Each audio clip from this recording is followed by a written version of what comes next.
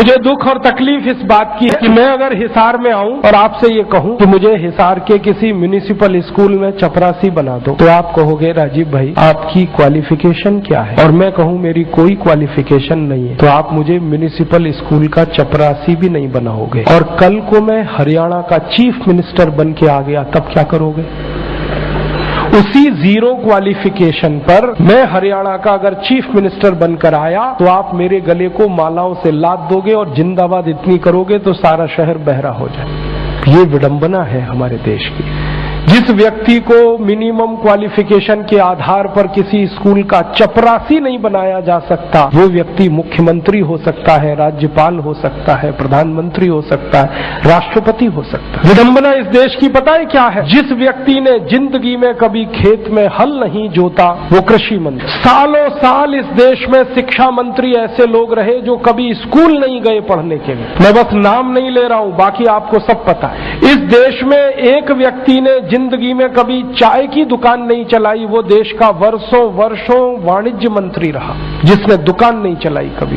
Finance का जिसको ABCD नहीं आता वो सालों साल इस देश में वित्त मंत्री रहता है। जिसने कभी अपने बेटे और बेटियों को भारत की सेना के लिए भेजा नहीं कुर्बान होने को, वो देश का रक्षा मंत्री हो सकता है। और जिसको अपनी रक्षा करने के लिए सैकड़ों जवान लगते हैं वो देश की क्या रक्षा करेगा? सोचो आप। जिस व्यक्ति को जिंदगी में कभी विज्ञान और तकनीकी का अंतर पता नहीं है वो साइंस और टेक्नोलॉजी का मंत्री हो सकता है, और जिसको इनमें से कुछ भी पता नहीं है वो प्रधानमंत्री हो सकता है। इससे ये विडंबना है हमारे देश की।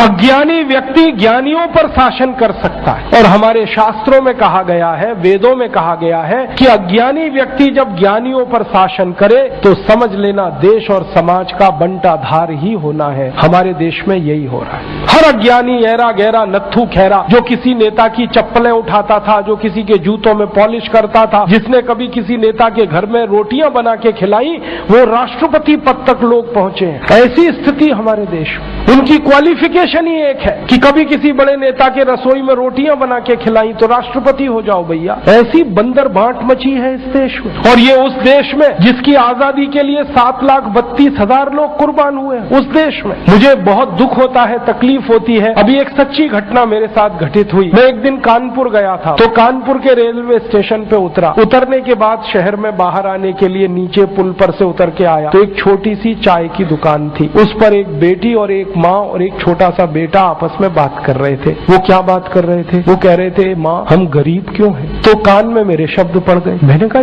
ये इस तरह का प्रश्न कोई अपनी माँ से पूछे तो मुझे लगा ये कोई साधारण लोग नहीं है, कुछ तो इनमें असाधारणपन है। चल के पूछा जाए कौन लोग हैं, परिचय लिया जाए। तो मैं गया उस दुकान पे, मैंने पूछा आप लोग कौन है? तो उन्होंने कहा कि हम तात्या टोपे के परिवार के लोग।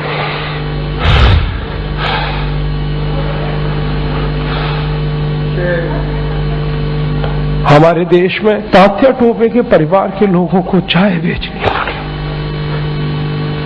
और गद्दारों को सिंहासन मिले। ऐसा ये देश हो गया। जिन लोगों ने तात्या टोपे को मरवाया था वो इस देश में मुख्यमंत्री रह चुके हैं, आपको मालूम है।